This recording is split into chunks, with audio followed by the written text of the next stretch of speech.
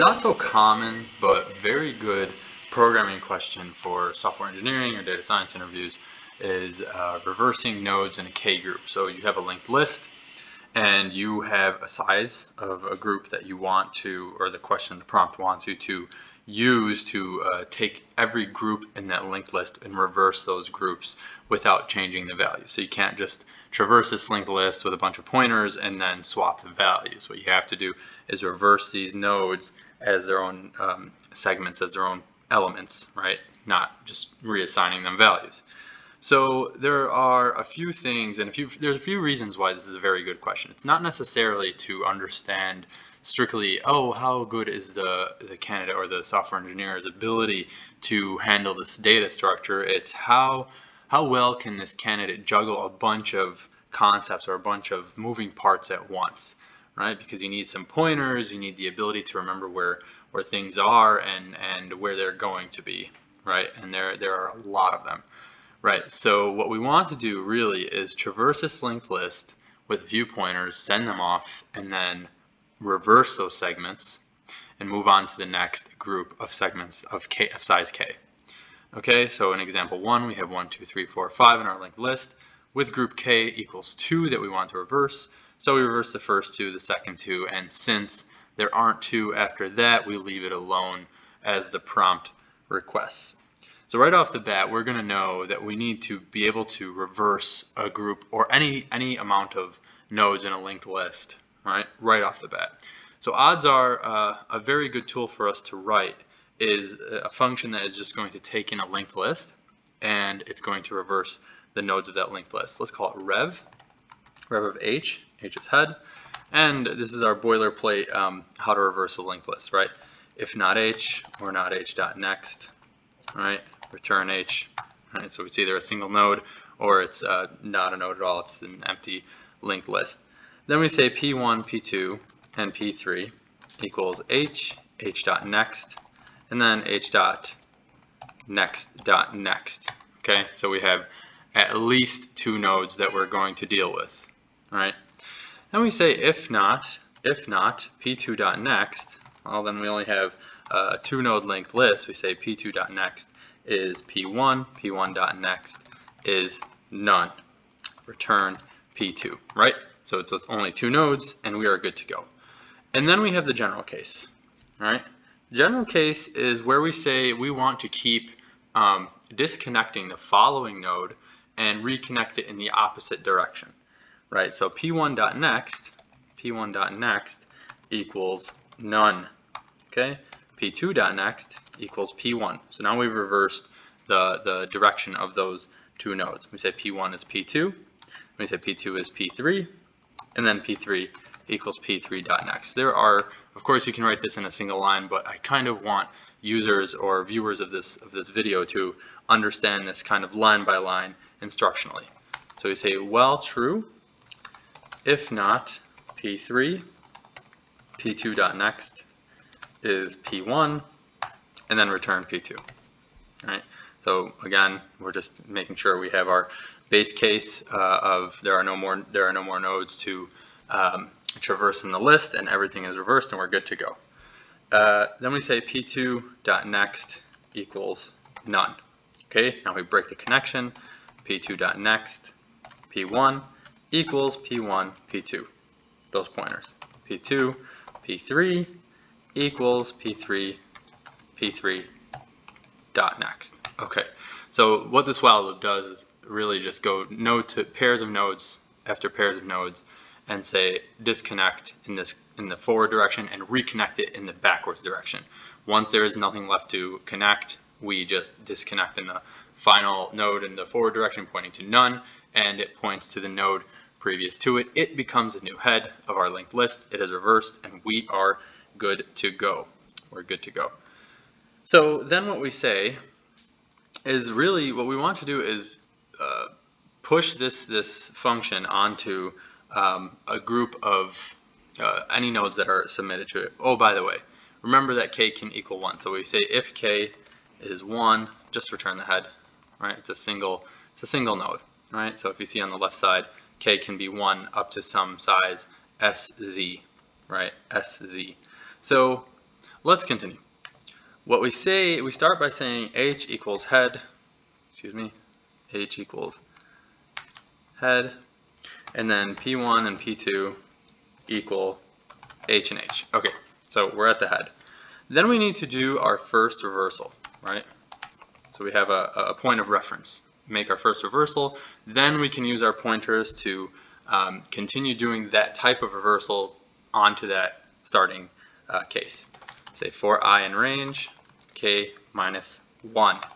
Okay, k minus 1 because we need to use 3 pointers in addition to our head, wherever it may be in the list, because we want to make sure we're pointing to the previous node that it's going to attach to the reversed group. So P1 in our first case after our base would be pointing to 2 on the left side of the screen, and P2 would be pointing to 3, and P3 would be pointing to 4, P4 would be pointing to the node following the end of that group. Now, the only reason that they follow in succession in example 1 is because k equals 2. Now imagine k equals 10, then the final node final nodes P3 and P4 would be pointing to the second to last node following the node outside of that group, and P4 would be pointing to the node just after that group so that we can point it to the node that it needs to be pointed to.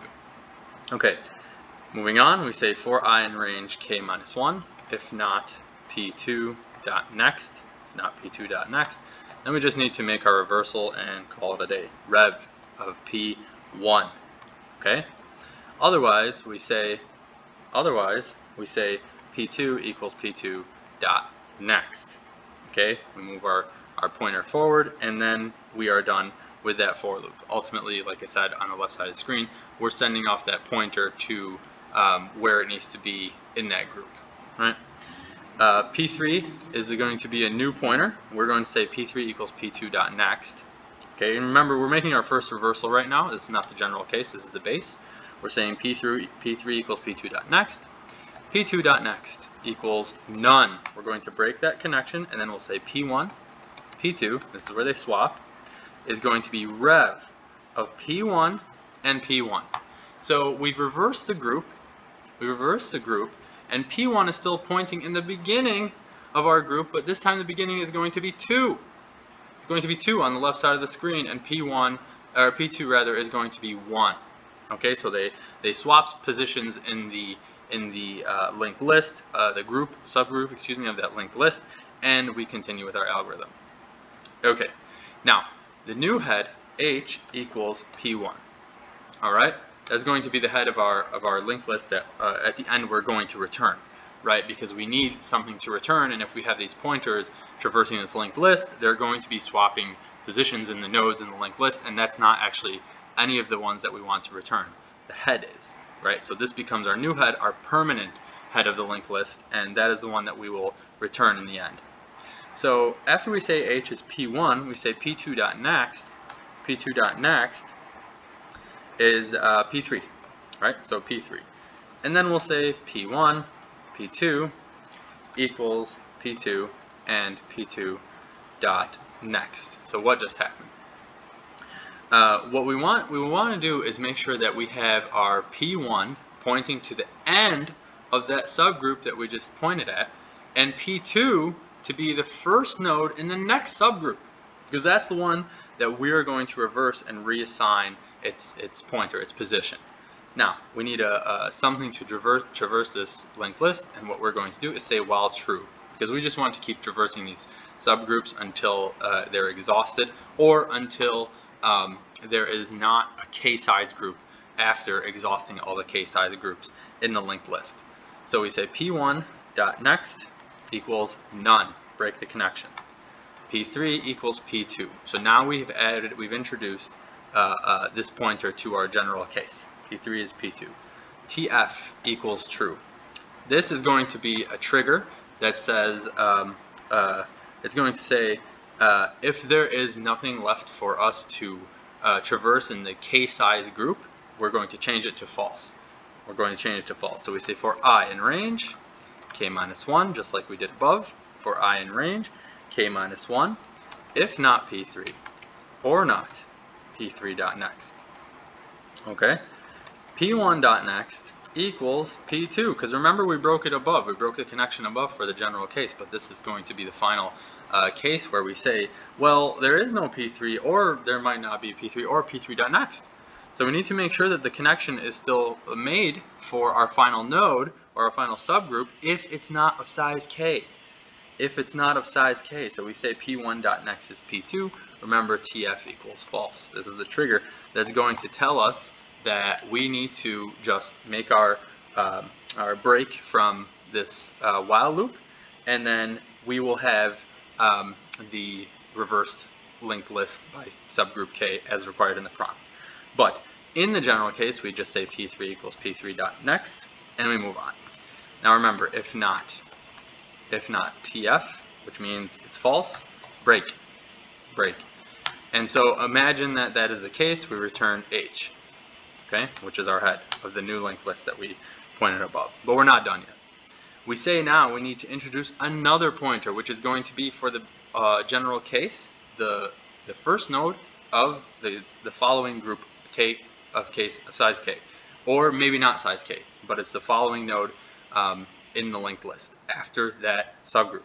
So P4 equals P3.next.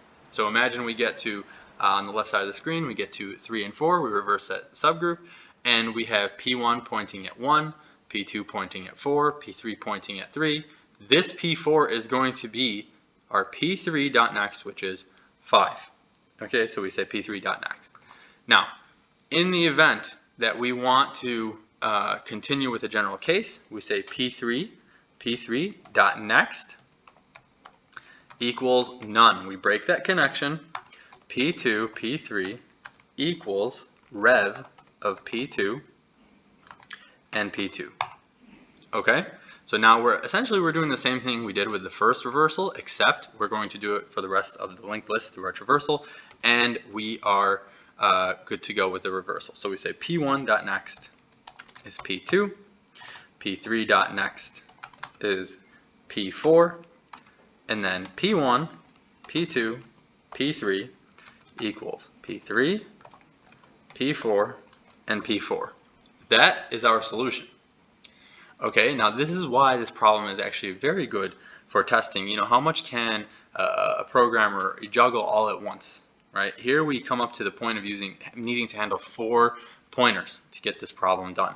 Okay, so we run it, accepted, submit, outstanding.